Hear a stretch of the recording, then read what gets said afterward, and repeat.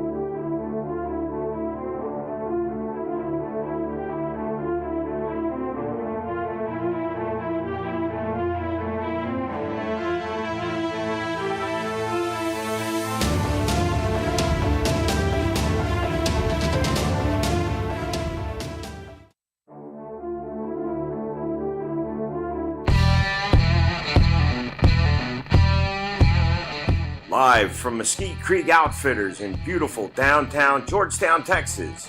This is the Eagle Nation Coaches Show with head coach Chuck Griffin and the voice of your Georgetown Eagles, Wally Harmon. Thanks for joining us tonight, and here's Wally.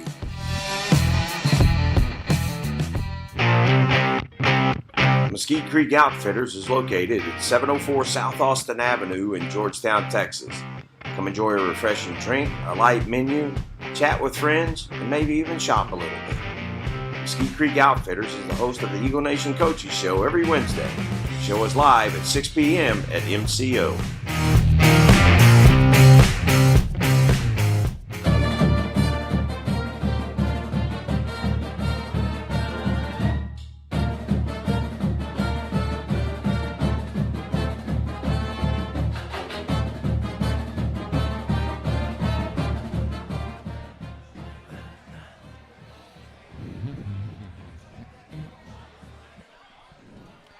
We're live here. Mesquite Creek Outfitters, the Eagle Nation Coaches Show, live here on South Austin Avenue on the square. Thanks for joining us live here tonight. Coach Griffin has skipped out on us, but we have a special guest tonight. Coach Ricky Beatty will join us here in a few minutes as we talk all things Eagle football. A break in the action last week, a week for players to heal up, some players to return back to the lineup, and this team to get ready as we go into district play against the A&M Consolidated Tigers on Friday night. We'll be on the road to take on the Consolidated Tigers at Tiger Stadium. Join us live there. It's a 7 o'clock kickoff in Bryan College Station. If you can't be there, we'll be live here on the SHN Network, brought to you by First Responder Broadcasting. Tonight, myself, Kelly Duvall, join you here live at the Eagle Nation Coaches Show at Mesquite Creek. Thanks to Mesquite Creek Outfitters. Wonderful meal down the way, spaghetti and salad tonight, as the gentlemen, the players join in and have themselves a meal here. But Dave will be back with us Friday night along with Holden. But an opportunity to talk about, I guess, a letdown. You get out of non-district, though. You can let that go. But some performances that were key to this season that started the uptick of this offense. Some players on defense continuing to show out and make a name for themselves, Kelly, and now how this team transitions into district play. And we saw some really good football played by both teams last Friday night. It's just that finish that was heartbreaking. You know, you put 42 points on the board. That's a pretty good night offensively. The defense did really well. You know, there were some turnovers and stuff to fix. But this Friday, the games change. They matter even more. We start to meet Grinder in District 11, 5A, Division I. And we start with a tough A&M Consolidated team. I got to interview Coach Griffin for the game on Friday, but talking about some of the surprises in the first part of the season, one of them was, for me, has been the play of Cody Holyoback. He has become a weapon. Last year, more of a fill-in here and there, do what you need to do, but we have seen him utilized as a very intentional weapon this season, and that's been a pleasant surprise for us. The coaches and players have seen it all through practice, but, you know, we get to see it in the games, and that has been impressive to me. Another name that pops up on that offensive side, you're starting to see kind of be interjected into that offense a lot like a Keelan Robinson for UT. Yep. Is a Gavin Callaway. You're starting to see him in the backfield to spell Andrew Petter, maybe in the slot out for passes on a wide receiver sweep. A lot of speed, and this team has a lot of speed, especially on the outside, as you see it in Davin Sedgwick and those big receivers that can go up and get it and then can take off down the field. But Holyoback, a good game the other night, a great game. 7 catches, 240-something yards, 3 touchdowns, a breakout performance there. And then you saw the likes of Andrew Petter breaking out from the backfield, having that game that you kind of were waiting for. Yep. And hoping that you see that fluidity of this offense starting to gel. You knew it was going to take some time. You knew it was going to be a process, but they trusted that. Noah Boris had a good game, completing a high percentage of passes to multiple different receivers out of the backfield, passes on Xavier Warren, getting some touches there as well. And you start to see that sophomore's name coming up more and more. But then you flip to the defensive side of the ball. You see a name like a Mason Goggins, Garrett Lloyd, Seth Warren. You see these names keep popping up. Right. Michael Valenta controlling the line. Jake Decker's name keeps popping up there on these tackles. This defensive line has done a great job. The linebackers filling in. You look to get Landry Leggett back this week. But I tell you what, Garrett Lloyd and Mason Goggins, the amount of tackles in that Liberty Hill game, their names just kept coming up, and they came up at the Booster Club meeting a week ago when Coach was talking about that. I believe it was Garrett Lloyd had 19 tackles in that game, or Mason Goggins, one of the two.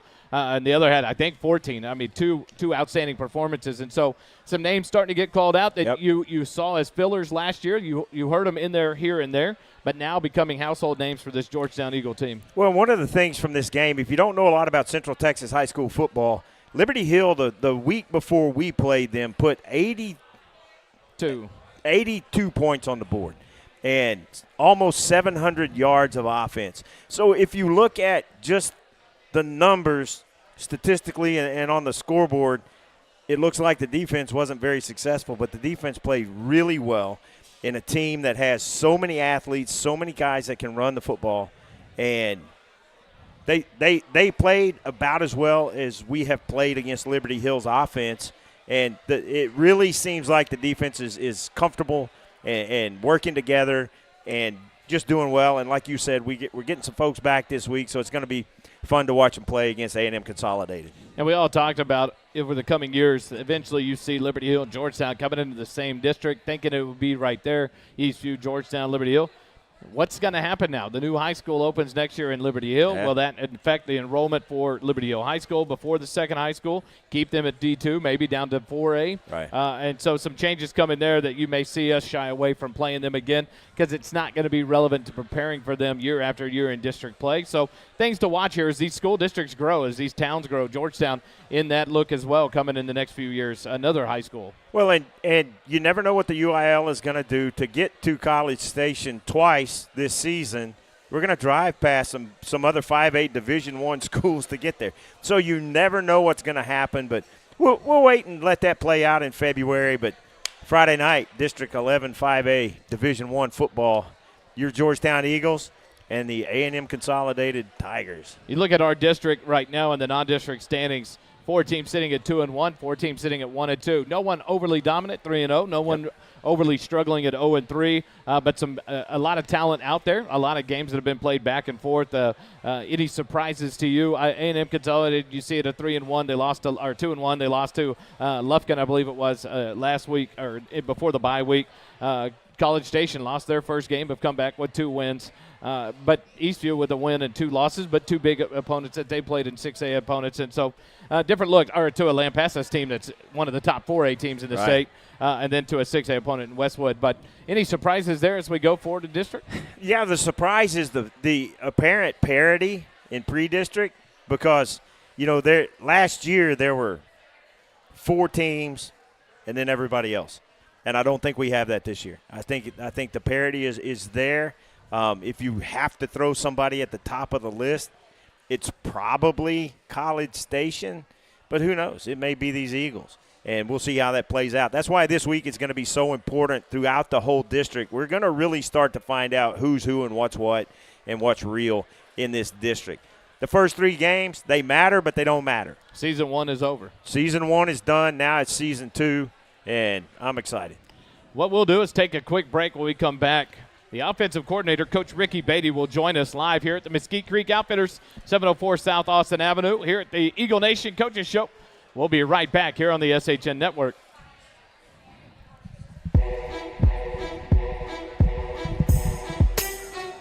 Hey, let me know when you switch back to this, and I'm going to pan the crowd a little bit.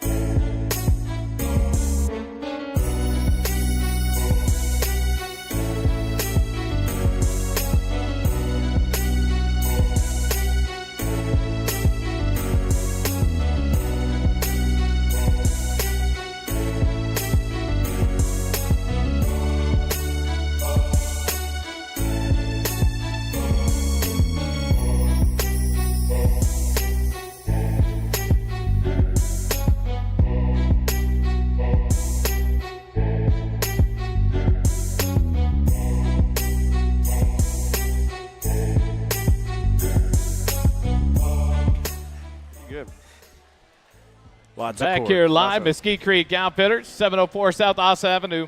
Proud host of the Georgetown Eagle Nation Coaches Show, now joined by offensive coordinator, Coach Ricky Beatty. Coach, thanks for filling in tonight. Coach Griffin bailed on us at the – I guess it was planned. I say last minute. I didn't know. But you joined us tonight. Man, this team, up and down, non-district, but we learned a lot about this team. The defense came out and wreaked havoc. This offense started to click, it looked like, against Liberty Hill. Talk to us about this last week off and the preparations you guys are making for season number 2 as we go into district. Sure, it's been good. You know, the week against Liberty Hill, it kind of showed that, you know, our offense can kind of get back clicking and kind of to what we expect them to be.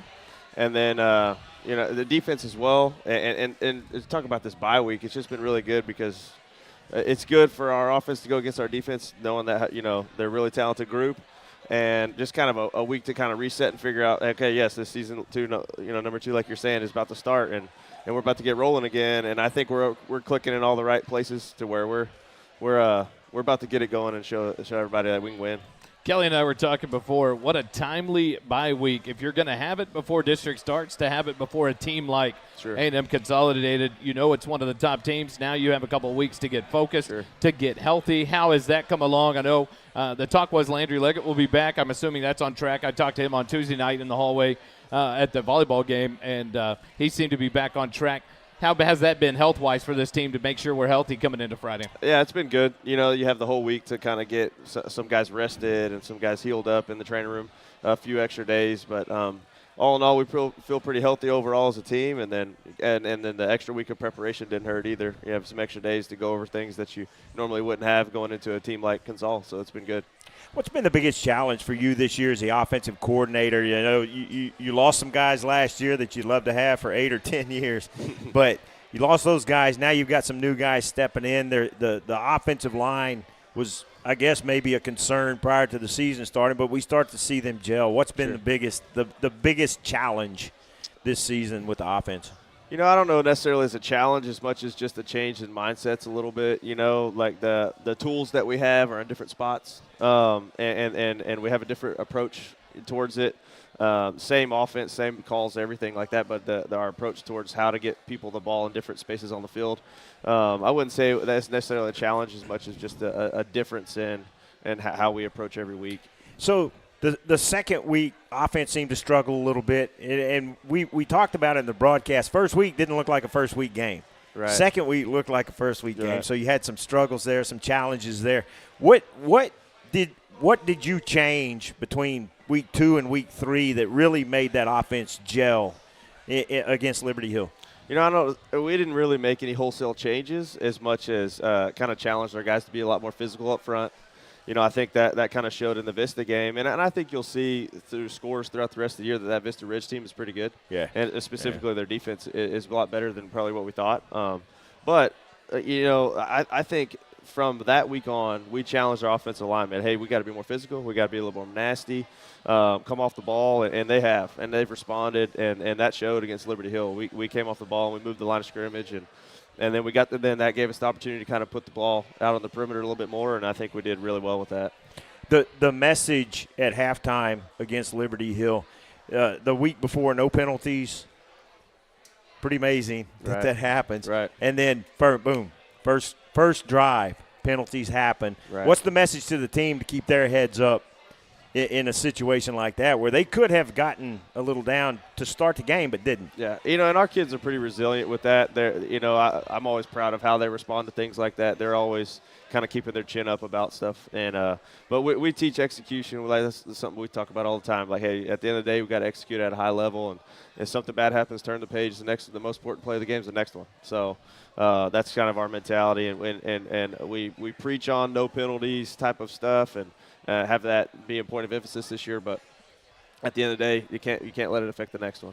Against Liberty Hill, you had a couple players kind of pop out and have big performances there on the offensive side of the ball. Kind of what you expect from an Andrew Petter, 260-something yards rushing, 3 touchdowns.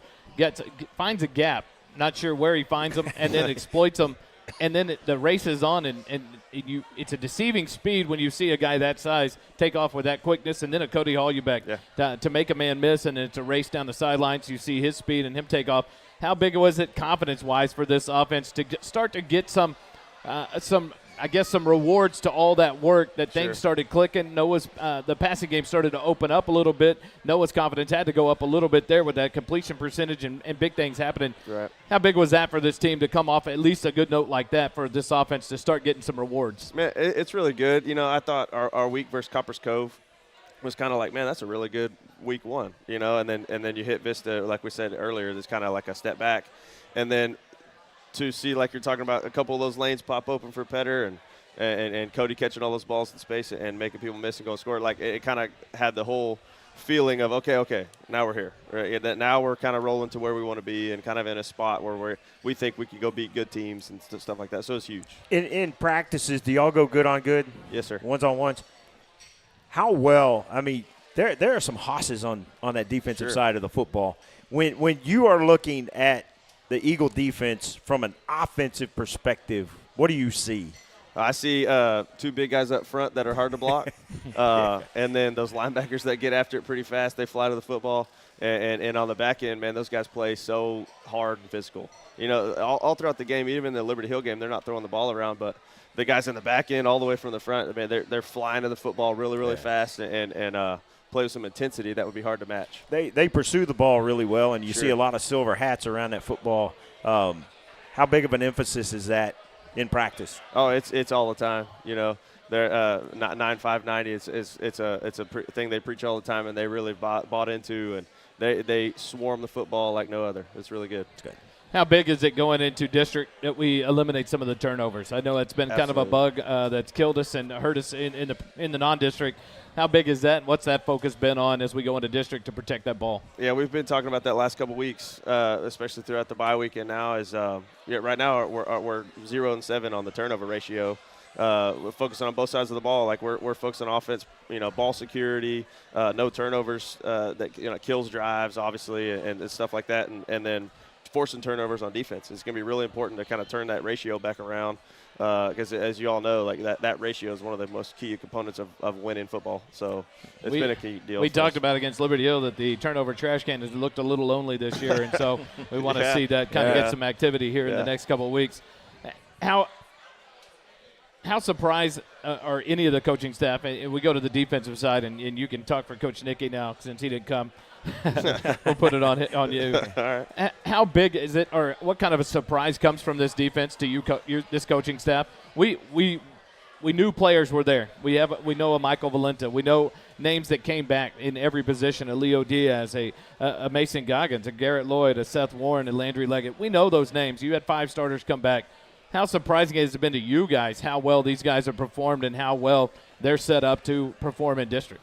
I haven't been surprised at all, you know, just based on what we saw in the spring. You know, we knew that's guys coming back, so throughout the spring it was kind of our opportunity to kind of see what they could do and whether they're going to produce like we thought, and they definitely did during spring, definitely did all during fall camp, and so I haven't been surprised at all by the output that we've seen on Friday nights. It's been exactly what we expect, and even to get better throughout the year. What are you looking for out of the Tigers on Friday night?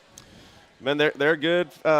Fast. They got some speed in some key spots, and they're pretty physical up front, and looking for a good matchup. I think it's going to be 2 good teams playing, and I think if we come out there and execute and can match their physicality, I think we come out on top. I love watching the trenches, watching those linemen work. I rarely watch where the football's going, but I love watching those linemen work. Sounds like this week is going to be that battle one right there at the line of scrimmage. Yeah, it's going to have to control that. Yeah, it's going to have to be. We're going to have to come off the ball, block their 3 down linemen, and they're going to bring some pressures at us, and we're going to work hard to pick them up, and it's going to be a good little battle in the trenches for sure. Real quick, your skill guys on offense block really well, and correct me if I'm wrong, but with all the eyeballs watching Andrews so many times, there's been a couple of times where you've run that swing pass out to the right, Andrews in motion, he's going out there to block, not catch the ball. Yeah.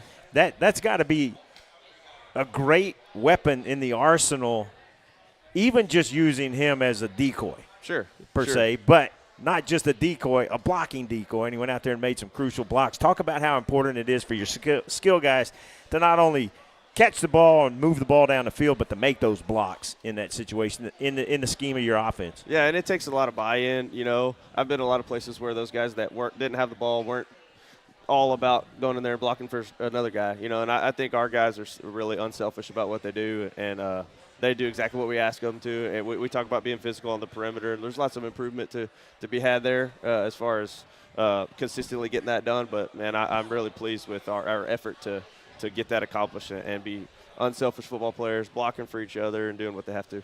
Anything to look for out of Consolidated that we may not have seen out of other teams that they do out of the norm? Any kind of preparations you've had to make especially for Consolidated? Yeah, they bring a lot of blitzes. So, like, they're on odd front, so 3 down linemen. They'll have 4 linebackers that are all over the place blitzing.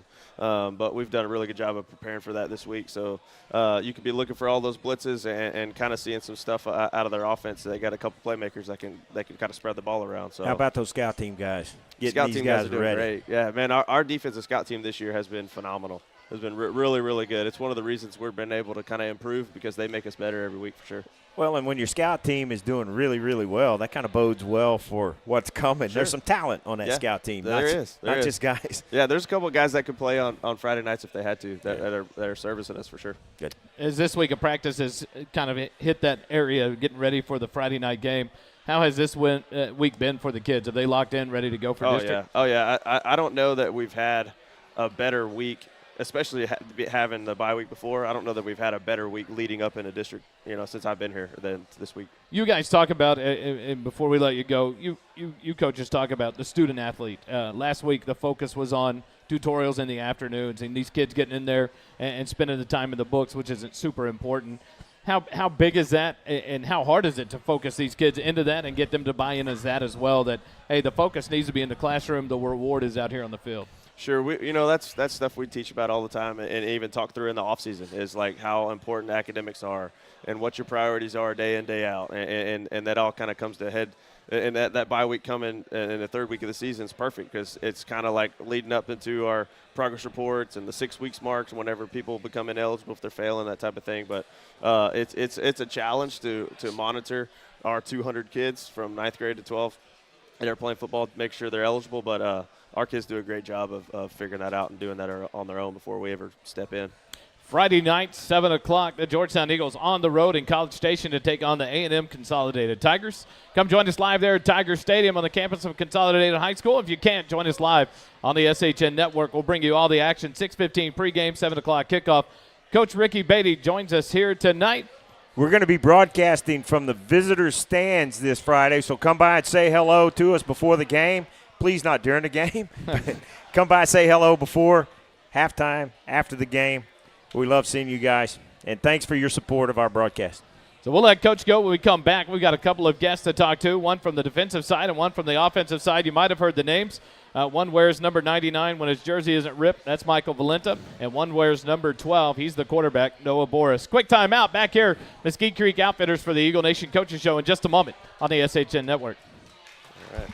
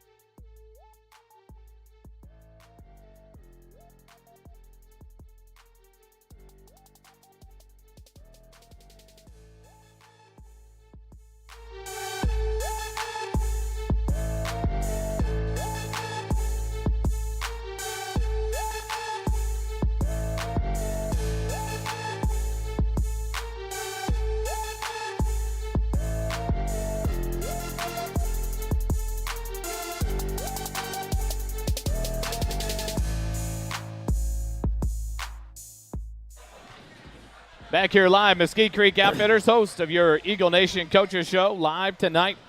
And now we're joined by number 12 on your Eagle roster, the senior quarterback, Noah Boris. Noah, Thanks for joining us tonight, young man. Sir. Get ready for A&M Consolidated, the second part of the season now into district play. How excited are you as the quarterback to get this offense going on Friday night? I'm excited to hopefully come out with a big district win. It'll be big for the rest of the season, give us a lot of confidence, and excited to execute the game plan. This 2-week off period, the bye week, you focus on the classroom plus in the field, but now this week back on the field. How ready is this team after a tough non-district, coming out 1-2? Some good things happened against Liberty Hill there, as good as you can say in a loss. How ready is this team to get into where this kind of means a little bit more now? The push for the playoffs in district. How ready are you guys, and how locked in are y'all for Friday night and to start this district run? We're definitely ready. The bye week has given us, a little head start on our preparation. Still getting good practices in, still bringing a lot of energy, and getting ready. All that work in the off season, that 7-on-7 stuff, the weight room, the off season drills, going to camps.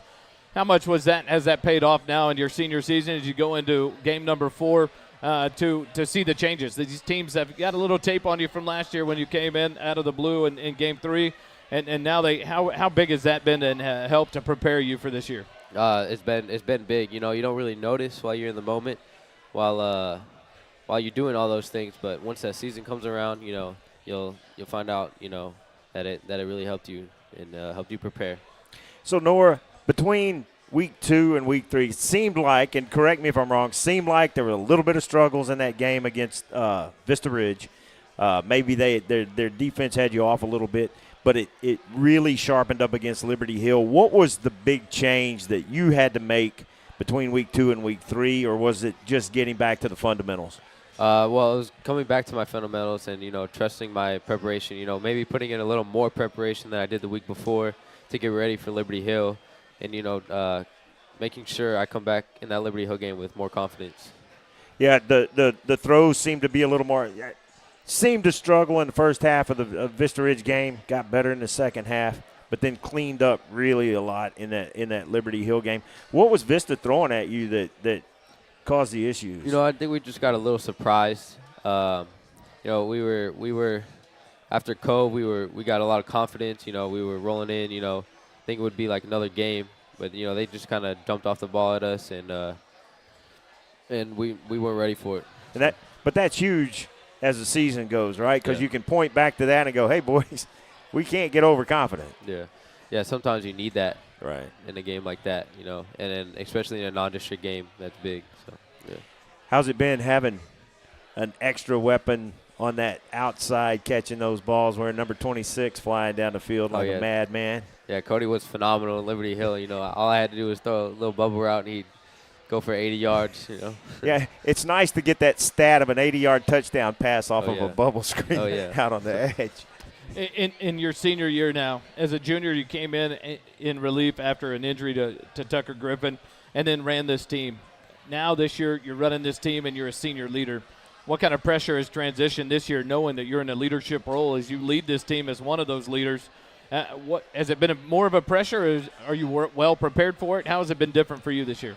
I think I've been well prepared, especially having our class as seniors. It, feels a little more comfortable in that position as a leader.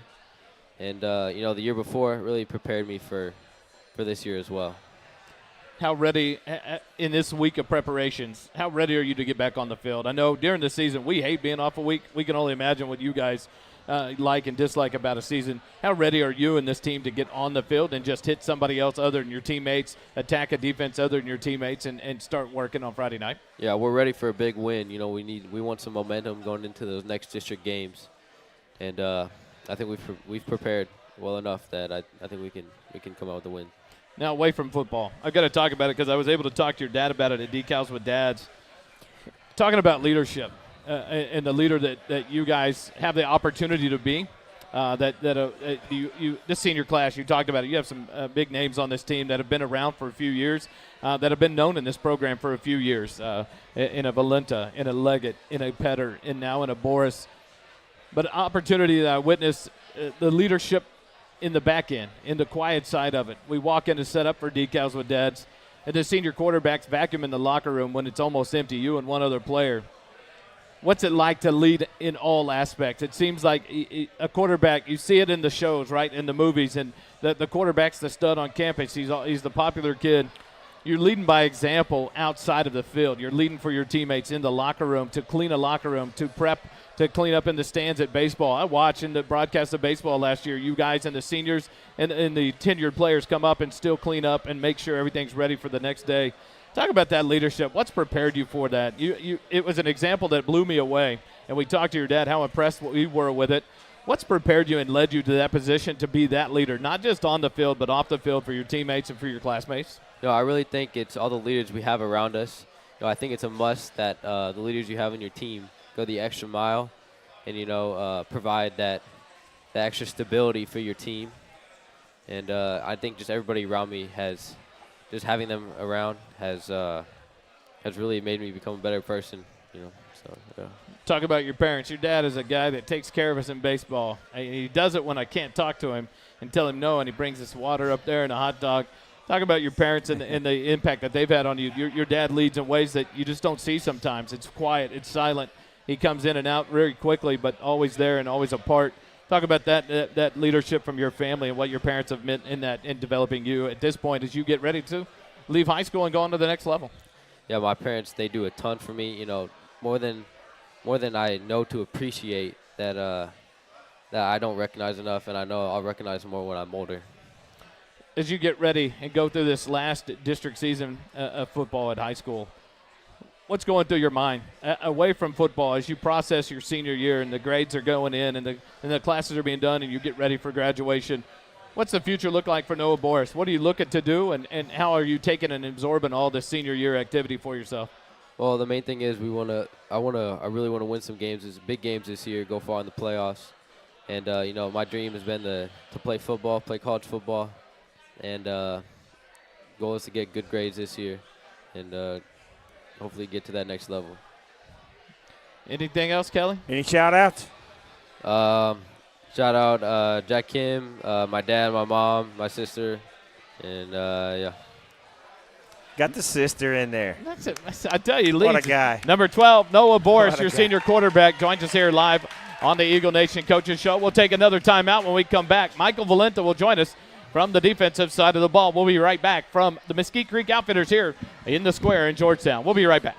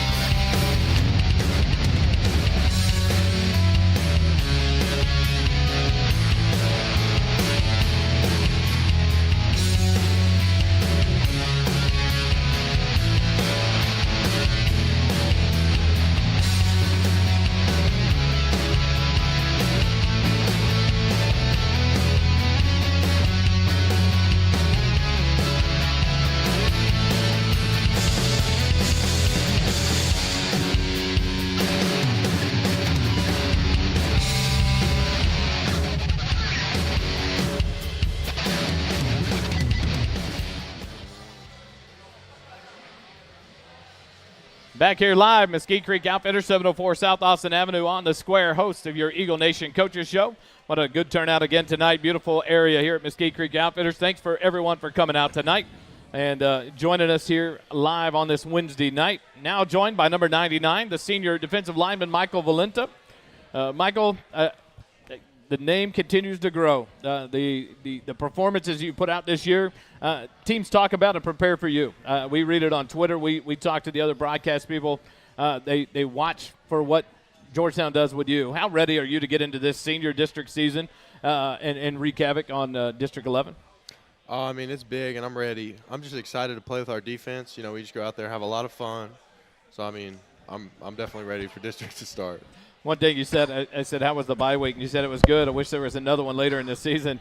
How refreshing was it to go ahead and get those 3 out of the way, now get a week of rest, and now prepare for Consolidated, a good team here for our first week test in district? Yeah, I mean, I think it was big for us to get a break. It's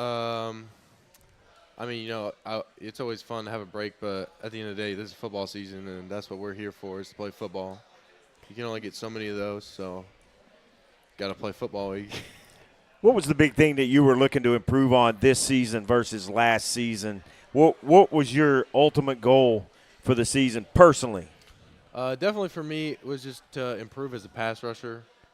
As I am now, that was always something I needed to improve in as my game. And that's another thing that at the next level they really look at you a lot for, because that's really what they need at the Division I level is a pass rusher. So that's what I worked on a lot. And coming off that edge is especially important. Saw you and Andrew, on the sideline at, Texas. How fun was that game? Oh, no, yeah, that was great. We had a great time there. It was real nice of them to invite us out. Yeah, it was cool. We got to get on the field, and it was a surreal experience. So getting ready for district, is there any change of attitude since it is district? I mean, everybody, the fans all know those first 3 games. They're important. You want to win them. But now it really gets important. Is there any change, or are y'all just going through what you know to do, just week-to-week improvement? Yeah, I mean, every time we step on the field, we have the intention of winning. But definitely the intensity just turns up a notch whenever we go into district play, because, every game counts. And especially with, there's a bunch of good teams in our district. So, every game we win counts, and it matters a lot. Well, it's fun watching you. I'll be glad when it cools off a little bit so I can wear my pancake socks with pants, because I like watching those linemen pancake some guys, and you've had a couple of those this season, some really good tackles on that edge in the running game. What's your favorite aspect of playing defense? I mean, it's all great. I love stopping the run, rushing the passer. But it's just fun to go out there with our guys, especially this year.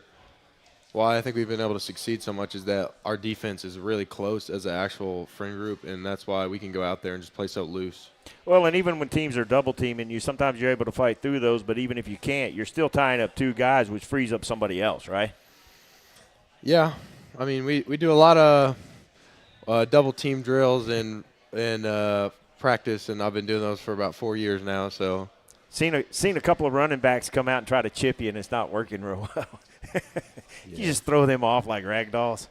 Well, I don't like to get chipped too much. So. I hear you. The defensive line, you guys are seem to be doing a lot of good work in the trenches this year through the first 3 games. How big is it having a set of linebackers like you do behind you guys and at the safety and cornerback to support you guys when you guys are wreaking havoc up in there and they come up in closing it down, especially like Liberty Hill? You have Mason Goggins, Garen Lloyd go crazy with a lot of tackles because of the holes that you guys are closing up and trying to get in the lanes and stop all the different angles that they bring at you guys. How much confidence do you have knowing that those guys are back there ready to come in and crash down and help you guys out? Yeah, I mean, it's great. All of us can just play so free because we have such great depth in every position, and everybody's just ready to go. And, yeah, no, it's great.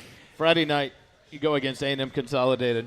How ready are you to hit somebody and run over somebody that's not your teammate so you don't have to maybe apologize to them later if you run over them too hard at practice? You guys enjoy hitting each other but ready to get away from that on Friday nights? Oh, yeah, it'll be great, especially because whenever we get up against the ones, we don't even really get to tackle them too much. So it'll be good that we can tackle people. Who on the offensive line, who's the hardest one to block? Oh, I mean, they're all good. They're all good. I don't want to single anybody out. Yeah. Smart man. Smart man. As you guys look forward to in your senior year, all the work you put in this summer, I watched a lot of the tweets that came out and all the effort you're putting in to better yourself, to get stronger, to get faster, and all this. How much are you enjoying this senior year? You've been on this varsity team for a 3rd year now.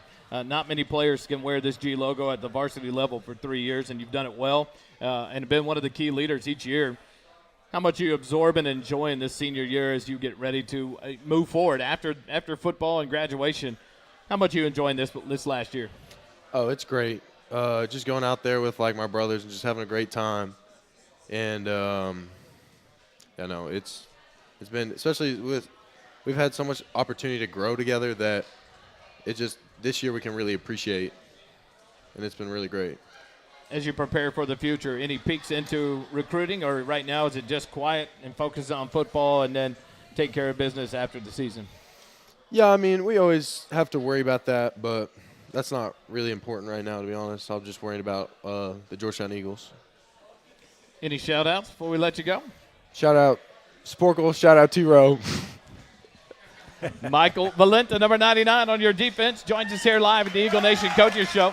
We'll take a quick timeout. When we come back, the defense, the offense, the Go It Trivia tonight. NBA Trivia selected by the offense. Quick timeout. Back more here at Mesquite Creek Outfitters in a moment. Mesquite Creek Outfitters is located at 704 South Austin Avenue in Georgetown, Texas. Come enjoy a refreshing drink, a light menu, chat with friends, and maybe even shop a little bit. Mesquite Creek Outfitters is the host of the Eagle Nation Coaches Show every Wednesday. Show us live at 6 p.m. at MCO.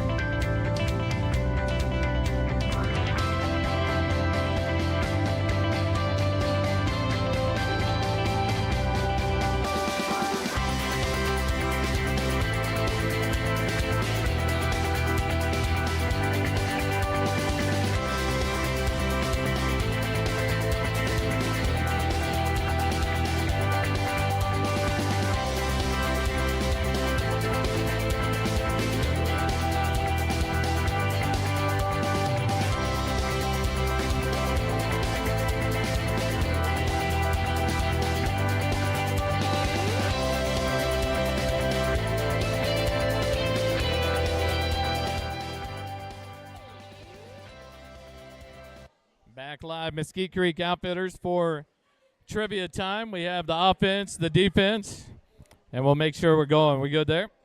So we're going to introduce first. You have to introduce, but you have to talk loud.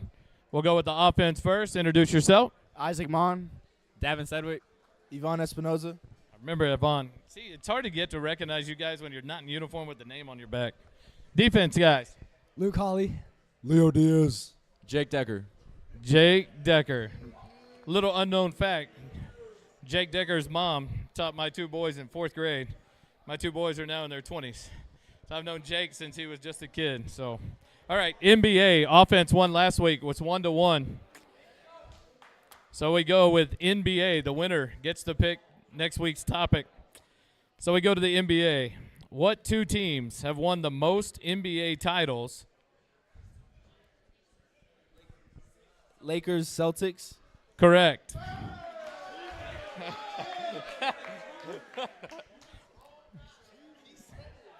Bonus question. They've both won the same amount. Can you tell me how many? 17. Correct.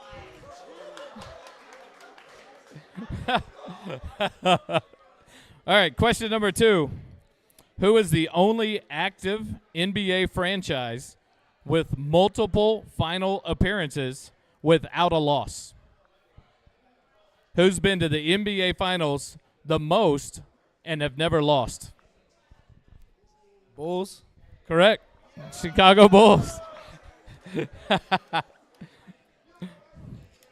right. Y'all should get this one. Let's see.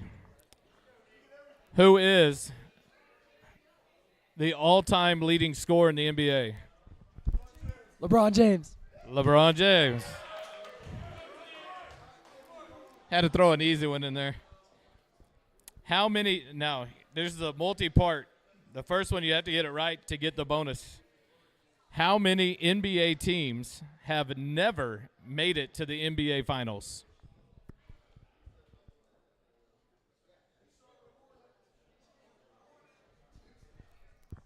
3. Incorrect.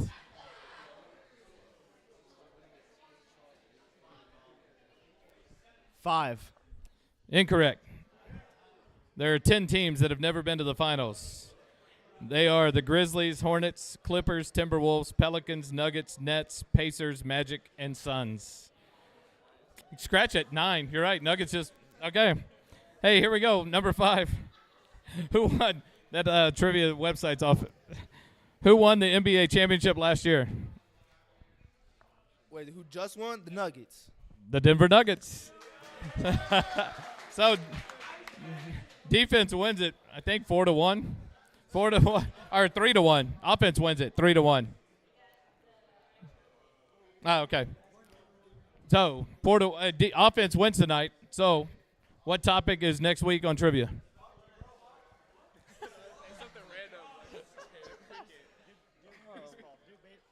MLB.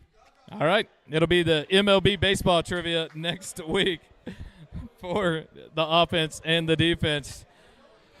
So we'll take a quick time out when we come back. Miss Stephanie Lloyd from the Booster Club will join us, and we'll close it out live here at Mesquite Creek Outfitters, 704 South Austin Avenue.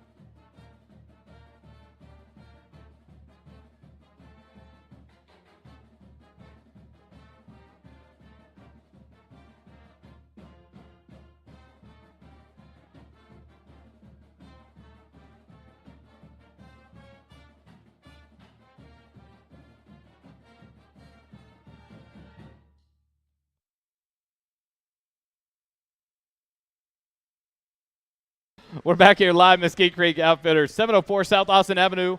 Our host of the Eagle Nation Coaches Show each week. Thank you to Mesquite Creek Outfitters and their staff for having us.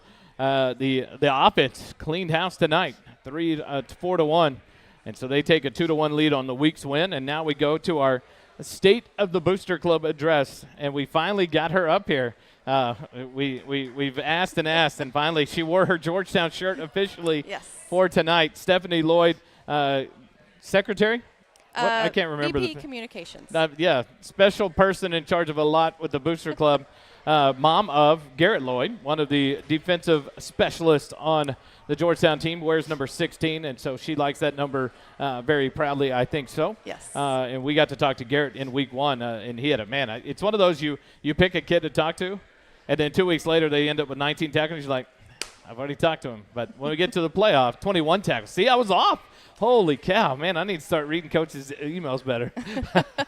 But 21 tackles, what a week for Garrett Lloyd. So, Stephanie, thanks for joining us. We'd love to just make sure we get everything out there that we can for the Booster Club to get that support and that help out there if you guys need it. What is the state of the Booster Club right now, and how are things going? Going good. We do need volunteers tomorrow night at our JV game for concessions and merchandise to sell. So come out if you want to help do that and raise funds. Friday, we have tailgate at Dixie Chicken in College Station. Come early. Quiet down. Come early. 2 o'clock we start. 2 to perfect. 6. Awesome. So come early and be loud, and Kelly Duvall, if you're listening on your drive, we need to leave earlier. Dixie Chicken, 2 to 6. Get there and have dinner before. We can't get into the stadium until 4:30 to set up, and then we have to haul everything up into the visitor stands. Their press box is real small, and so we're going to take all this stuff and set up in the stands with the crowd, and so it'll be fun.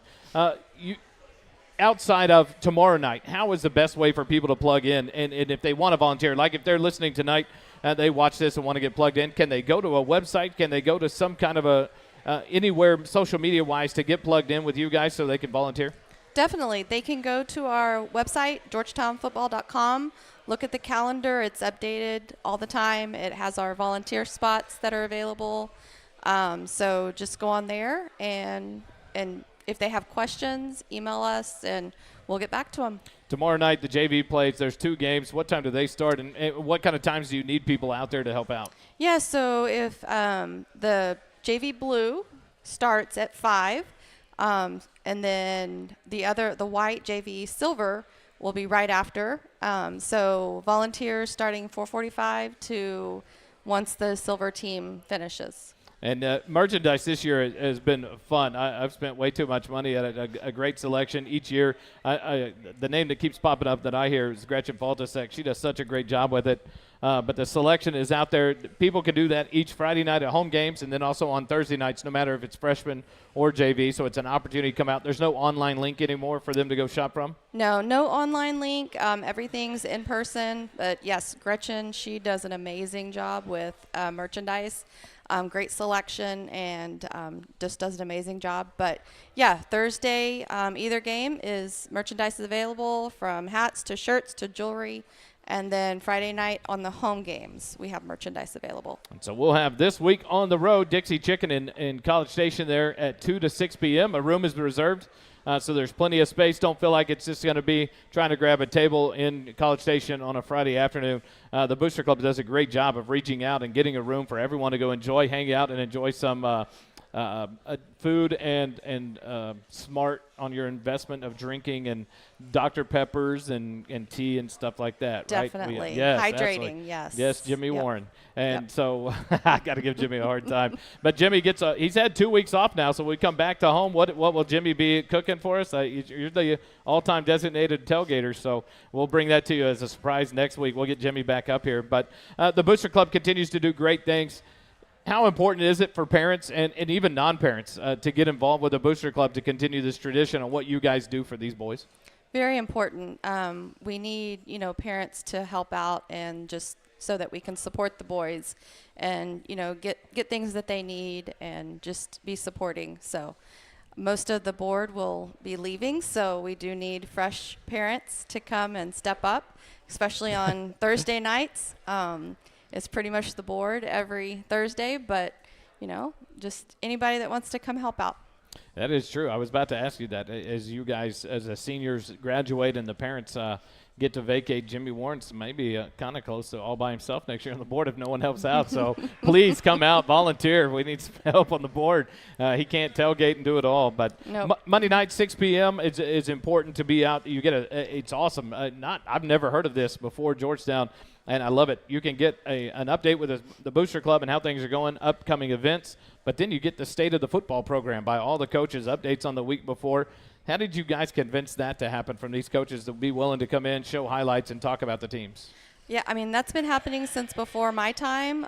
So I just think it's great coaches that are willing to be there every Monday night. I mean, they're there. Good Lord knows how often they're there. I don't think they get a free day once football season starts. So the fact that they stay and give updates for all the teams, it's really awesome to hear. And I will say one other thing. Sunday from 5 to 9, Hat Creek, we have a spirit night there. So if you want to come out to Hat Creek on Sunday here in Georgetown, come out, and part of the proceeds will go back to the Booster Club. Kelly Duvall, if you're listening on your drive, make a commercial for that. We'll advertise that Friday night. That'll be awesome. Sunday night, live here at Hat Creek Burgers, 5 to 9 p.m., just down here on Austin Avenue, a Booster Club Spirit Night. So go out and support the Booster Club. Funds go to them. And I tell you what, the work that you guys do is just amazing. It's fun to be a part of and to watch the system work and what you guys do for this program. It's just fun to be a part of. So Friday night, join us 2 to 6, the Dixie Chicken in College Station, and then drive over a short distance to A&M Consolidated when the Georgetown Eagles take on the Consolidated Tigers at 7 p.m. kick time. We'll be live 6:15 on the air. And then Monday night, come join us at the Fieldhouse, 6 p.m. for the Booster Club meeting. You'll get to talk to, see all the coaches. And the one thing I love the most is Coach Griffin then says, do you have questions for us? And they listen to the fans and the parents, and it's an awesome time to come and see what the latest is with this team. And you hear a lot more than you're going to get put out by these coaches to the public when they talk about injuries or health and how this team is doing, mindsets, anybody that they can update on. And so thanks for joining us tonight. Stephanie Lloyd joins us. We finally got her up here. So she joins us live here tonight. The Eagle Nation Coaches Show each week from now on through the end of the season, through the playoff run. We'll be here at 6 p.m. each and every night at the Mesquite Creek Outfitters on Wednesday nights, 6 p.m., 704 South Austin Avenue. Glad hosts of the Eagle Nation Coaches Show. We appreciate the staff. Thank y'all so much for welcoming us in and letting us take over for this hour. And thanks for joining us live here tonight. So many parents, the boys, they bailed out after trivia. They're going to get ready for the team dinner tomorrow night and then the bus ride on Friday. Thanks for joining us here tonight. We'll be live Friday night. Join us on SHN if you can't make the drive. And until then, remember, it doesn't cost you a dime to be kind. Have a good night, everybody. Mesquite Creek Outfitters is located at 704 South Austin Avenue in Georgetown, Texas. Come enjoy a refreshing drink, a light menu, chat with friends, and maybe even shop a little bit. Mesquite Creek Outfitters is the host of the Eagle Nation Coaches Show every Wednesday. Show us live at 6 p.m. at MCO.